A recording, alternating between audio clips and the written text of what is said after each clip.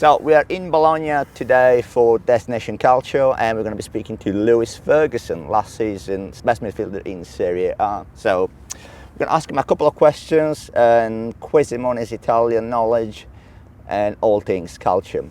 So Lewis, if I may just ask by asking, how have you settled in Italy, and what's been the best bit of living here so far? I've settled well. As soon as I came here, I felt comfortable. I felt at home. It's a beautiful place to live. There's good weather, good food, nice people. The city is beautiful, so the culture is nice, and it's a relaxed lifestyle. So yeah, I really enjoy it. Did you know much about Serie A before you came over? Did you sort of grow up as a Football Italia fan, or not at all? Not so much. I watched it on TV when the games were on. Normally the bigger games, I would watch, but it always interested me. I always thought about playing abroad when I was growing up, and when the opportunity came up, I just thought it was too good to turn down, and yeah, it looks like a great decision now. There is obviously there were lots of great Scottish players who made Serie A their home. Dennis Law, Graham Souness, and Joe Jordan, and so on. Now there's you, there's Scott McTominay. Do you keep in touch with the Scottish lads much? Have you got a WhatsApp group? Have you got, or is it a case of like keeping in touch with the other British lads as well, and not just the Scottish ones? Yeah, the Scottish lads, yeah.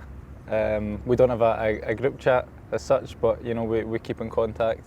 I've obviously been involved in the national team with Shea Adams, McTominay, Billy Gilmore. Aaron Hickey was here before. Liam Henderson's playing here. He's played here for a long time now. And when we play against them, we have a chat after the game. We swap shirts, and it's good to see that the lads are over here and really doing well. And before you moved over, did you speak to any of the Scottish lads, like Souness, for example? Did you sort of like seek their advice or a word before you came over? Not so much the likes of Souness.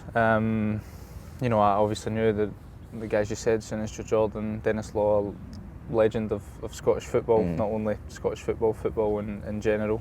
I spoke with Aaron Hickey because Aaron Hickey played here for 2 years before I came, and in the summer when there was interest from Bologna, I was playing with Aberdeen at the time.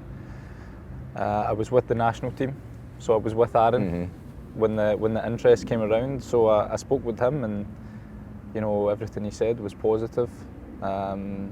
He really enjoyed being here, and he spoke really positively about the city, about the club, the people. So I took it on board, of course, and it was all positive things. So it gave me a little bit of comfort. Not that I needed it, but it's nice to speak to someone and they pass on their experiences. So yeah, it certainly gave me some comfort. And did you do that for McTominay and Billy Gilmore this summer? Did they ask you what it was like? So I spoke with also Shea. Shea had spoke to me a little while before the summer. I think he was going to be out of contract, so there was interest from Italy, and he gave me a call one day and asked about the league, the country, the lifestyle, everything. And I'm a lot more closer with Billy. So I spoke to him a lot before he made his move. And yeah, it was just this similar sort of conversation which I had with Aaron, they had with me. It's just asking questions to see what to expect in terms of the football, and then in terms of off the pitch also what to expect. And yeah, I spoke about my experience, and my experience has been positive, so I passed that on to them, and it looks like they took it on board. Yeah, they certainly have. And on the football side, what was the thing that you were looking forward to the most when you moved over in terms of playing in Serie A, and what was the biggest, not fear, but maybe the biggest challenge you've encountered from a football standpoint? Because obviously as someone who watches a lot of football, the Scottish Premier League and Serie A are very different. Yeah. One of them is a lot more blood and thunder than Serie A, definitely. So what was the main challenge you faced when you came over, if there were any? Yeah, there was, of course. There's always challenges in football. First and foremost, when I made the move, I just wanted to become a better footballer. I wanted to play at a high level. Obviously, Serie A is the top level. So I wanted to play regularly with top level players and also against top level opponents. I wanted to come outside my comfort zone, and I think this is where you improve as a player. And there's not much more coming out of your comfort zone than moving to a different country, different culture, language, everything. And yeah, it's challenging at the beginning when you move, because I'd never lived outside of Scotland, so you become so used to what life is like back home, and then you move country and it's a completely different lifestyle. Different people, new language, so there's loads of challenges, and of course the football's a really high standard, so you need to try and get to that standard. But yeah, like I said, that after the first couple months, the first months were difficult because I just arrived. I had a suspension when I arrived for 2 games, so I couldn't play in the first 2 games, and then I was just trying to find my feet to get into the team, which took a couple of months, which I think is pretty normal considering the change. And yeah, once I got in the team, I just never looked back. And yeah, like I said, every day training, just wanted to try and get better, wanted to improve, and I think I've done that the past few years. It's been different playing this season now that you come back from injury. Do you feel like you've got more pressure to live up to the standards you've set yourselves? Is there more or a sense that like other teams pay sort of closer attention to you? Yeah, I think so. I think not just in terms of myself, I think in terms of the team. We set the standard last year. We had a really good season. So yeah, of course the standard and the expectation then gets higher than the expectation, not just from ourselves, because we put the demands on ourselves to become better, and also the expectation from the club, people high up in the club, the manager, and also the expectation from the fans grows. So yeah, it's been difficult, but I think this season we've lived up to it. We've got a really good group of players, a good staff. Also people above, everyone's pushing in the same direction. And like you said, the opposition maybe pay you a little bit more respect. But yeah, like I said, it's been good this season. We didn't start so great, but I think after a couple of months we really found our feet, and we started to play really good football. And you can see with some of the results recently, it's been really positive. So it's a good place to be.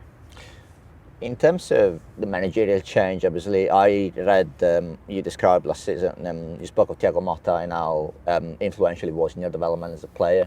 Yeah. What's it been like with the change of manager? Do you find there are common points between Italiano and Motta, or is it a different style of management? Yeah, it's a different style. I think every manager has different styles and ideas. Last season with Motta was fantastic, as you mentioned. For me, he played a big part in my development here in Italy. Really helped me, also him being a midfielder. And yeah, he gave me a lot of trust and confidence, and I learned a lot from him. But in football, things change, managers go, players go. There was a lot of change in the summer. And then I didn't have the chance to work with the new coach for some months while I was returning from injury. But now I've been back with the team for a little while and worked with the manager a lot more. And yeah, they're different. They have different styles. With Motta was a little bit more strategic in the way we built up, and with the new coach, it's more intense. We attack a lot more, which means we have to defend a lot more counter attacks. But it's the way he wants to play, and it's suited the lads. Everyone buys into it, of course, as you can see with the results, and things are really going good. Speaking of managerial changes, there has been one closer to your family of late. When you come from a footballing family, has that put any added pressure on you to live up to standards that, like, for example, like your uncle has set up, or is it something that's just sort of never been a thought for you? Maybe from the outside, for me personally, no, that I've never felt any pressure because of my father and my uncle. They both had their own careers, their own men. me also, I'm my own man. I want to have my own career and do my own thing. But of course, there's the family connection, and I can understand why people on the outside would make comparisons because we're all midfielders.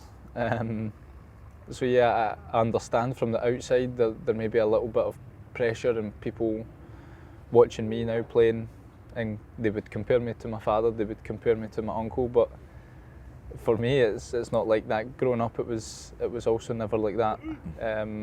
I just always wanted to make my own career and do my own thing, be my own man, which I am. So it doesn't really affect my thoughts or anything that I do. And do Bologna ask you for to sort of scout the Scottish Premier League to bring in the next sensation, the next Lewis Ferguson? Are you going to be on the phone to your uncle about it?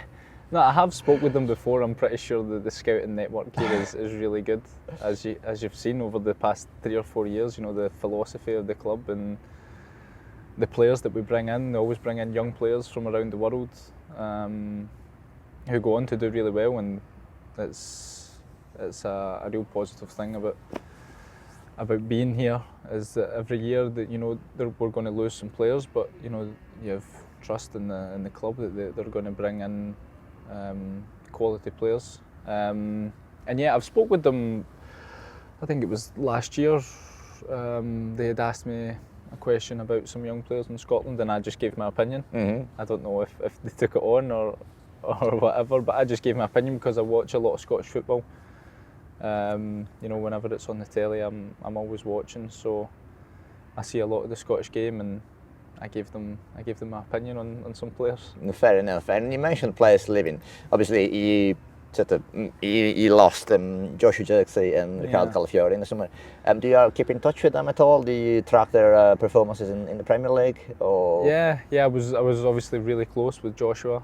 He was a good friend here. We spent 2 amazing years here, and we were really close off the pitch, so I still keep in touch with Josh, and obviously also with Ricky as well. I still watch the Premier League, and I keep an eye out for those guys whenever Arsenal are playing or whenever Man United are playing. I'll always try and watch it to see how they're getting on. But yeah, first of all, two amazing guys. I was really close with, but two amazing footballers, and I was not surprised that two massive clubs like Arsenal and Manchester United both came in the summer and took them. On the subject of Serie A, I know that you said that you moved here to become a better footballer, and obviously I don't think you probably expected Bologna to be in the Champions League so quickly. What was it like to hear the anthem being played, the Champions League anthem being played in the Lara and playing against some of the biggest clubs in Europe? The feeling, I know that you were out for a portion of it, but even watching on must have been pinch me stuff. Yeah, it was special, and it was a fitting reward for what we achieved last season. And yeah, it was such a good moment. It's always been my dream personally as a kid, is to hear that music and playing in Champions League games, big nights, at home at the Dallara against some big teams, and also playing away in Europe's really nice in the Champions League. Some tough games, which we learned a lot from. I think we benefited massively from these games. And yeah, I was just so happy. Like I said, not just for me personally, it's always been my dream, but also the rest of the players. I was most happy about the staff at the club who, like the kit men, the physios, the chefs, all these people who worked at the club for more than 20 years, 30 years. This is the first time that Bologna has been in the Champions League for all that time that they've worked here. So that was a happy moment for me last season when we qualified. We were all here together, and some of the staff were in tears, and it brought me immense pride and joy just to see their faces, because they've never seen this before from a Bologna team. So to be part of that team that brings them this joy, also the fans as well. There'll be many fans out there that maybe didn't see such a successful period like this. So yeah, I was just so happy for a lot of them. Moving on to sort of away from football a bit. how difficult have you found it with learning a new language when you moved there? Have you picked up some Italian, a lot of it? Yeah, at the beginning it's really difficult because you literally know nothing and you need to learn fast because you don't get much time in football. You're straight on the pitch, and after a while you start to pick up words on the pitch because you hear the same thing. Also, when the manager speaks, in football the same words are used a lot. So when I arrived there, when I was hearing words, after I would go home, I would search it up, I would look to see what was what. Also, there was guys in the change room who would help, of course. A lot of guys who spoke good English, but there was guys from all over the world. So there was a lot of other boys in the same boat as me.